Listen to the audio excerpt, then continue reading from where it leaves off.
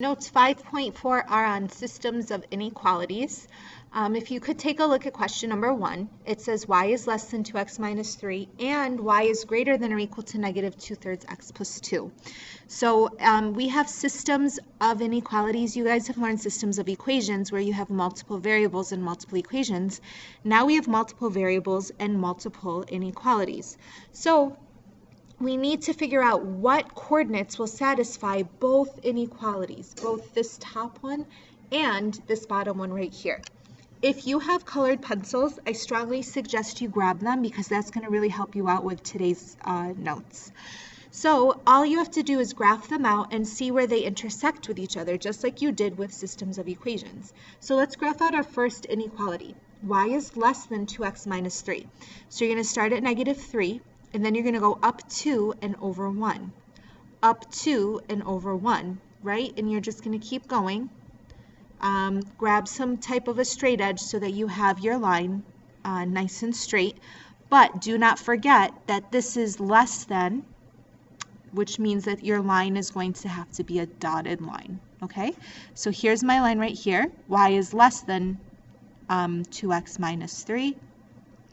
So since it's less than, that means I should shade underneath my line. So here's what my line will look like when I shade it in, okay? Don't forget to label y is less than 2x minus 3. All right, so for the next one, you're going to start at positive 2. Then you're going to go down 2 into the right 3. Down 2 into the right 3. Or you can go up 2 into the left 3. It's your choice. And then connect it. It's a solid line because it is equal to as well as being greater than. And we would shade above. Now, any one of the coordinates in the shaded area where the red and the blue overlap with each other will work. So you have infinite solutions that will work. Anything within this area right here is a solution right here. So we're going to put a big S over this area to indicate that this entire thing is a solution to my system of inequalities, okay? So then it says, what is one point that will satisfy the solution? So I'm going to choose any point in this area right here that will work. So I can choose, for example, 6, 1. It's in the area where the red and the blue overlap with each other. I don't have to, I can also choose anything that's on the red line that's going to overlap with the blue right here. So for example, 6, negative 2 works because the red line works right here and the blue is shaded in on this area right here. But for example, I can't say that 3, 3 works because although the red works, it's a dotted line, and so the blue line doesn't work right here because it's not equal to 2x minus 3. Okay? All right, so now let's look at the next problem. In the next one, we got to make sure that we isolate our variables. So I'm going to do the same thing that we did before, and I'm going to color code it. So for this one right here, in order to solve for y, I have to divide everything by negative 2. So when I divide by negative 2, do not forget to switch the sign because it's a negative number that you're dividing by. So this becomes y is greater than negative 3 over 2x plus 4. Okay, so let's go ahead and graph that out. So you would start at 4, all right, and then you would go down 3 and over 2.